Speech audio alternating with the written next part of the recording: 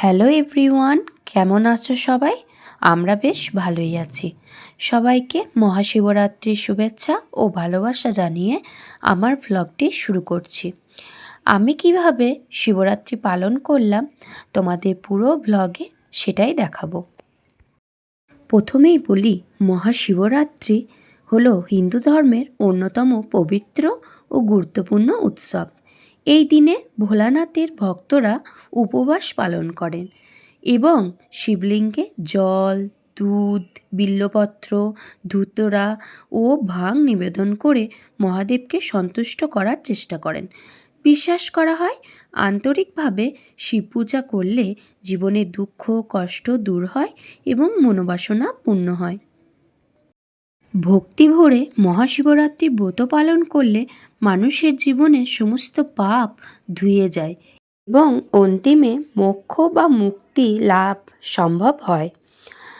শিবপুরাণ ও লোকবিশ্বাস অনুসারে দেবাদিদেবের মহাদেবের আরাধনায় ভক্তের সকল সৎ মনস্কামনা পূরণ হয়। এই ব্রত পালনের মাধ্যমে মনের অন্ধকার এবং অজ্ঞতা দূর হয়ে আধ্যাত্মিক জ্ঞান বা আলোক প্রাপ্তিও ঘটে।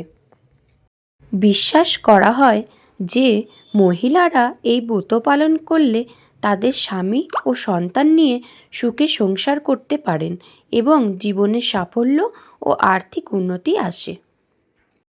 উপবাসের ফলে শরীর বিষমুক্ত হয় এবং মন শান্ত ও একাগ্র হয়, যা গভীর ধ্যানের জন্য সহায়ক।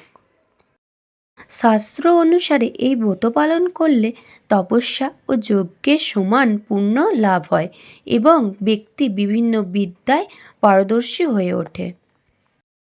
অনেকের মতে এই মহাশিবরাত্রির রাতে দেবাদিদেব মহাদেব এবং মাতা পার্বতীর মিলন বা বিবাহ হয়েছিল। এটি আসলে নিরাকার চেতনা এবং সৃজনশীল শক্তির মিলনের প্রতীক। এই কারণেই অবিবাহিতরা সুপাত্র বা সুপাত্রী লাভের আশায় এবং বিবাহিতরা দাম্পত্য সুখের জন্য এই ব্রত পালন করেন। আমি আমার ভোলানাথকে তামার পাত্রে বসিয়ে দুধ, ঘি, মধু, গঙ্গাজল দিয়ে স্নান করিয়ে দিলাম আর তার সাথে নন্দী মহারাজকেও স্নান করিয়ে দিলাম। তারপর আবার ঘি মাখিয়ে পাথরের থালার উপর বসিয়ে দিলাম। তারপর বাবাকে আকন্দ ফুলের মালা পরিয়ে সুসজ্জিত করলাম। আমার বাড়িতে মোট 3টি শিবলিঙ্গ রয়েছে। প্রত্যেকটিকে আমি তামার পাত্রে বসিয়ে একই রকমভাবে স্নান করিয়ে সুসজ্জিত করলাম। তারপর বাবা ভোলানাথের মাথায় ফল মিষ্টি অর্পণ করলাম। এরপর একটু আতপ চালও দিলাম বাবার মাথায়। ফুল বেলপাতা দিয়ে একটু সাজিয়েও দিলাম বাবাকে। এইভাবে আমার পূজা সম্পন্ন হলো। সবশেষে প্রণাম করে বাবাকে আমার মনের কথা জানালাম। তো আপনাদের আমার শিবরাত্রির পুজো কেমন লাগলো কমেন্টে অবশ্যই জানাবেন। আর দেখা হচ্ছে নেক্সট ব্লগে। টাটা।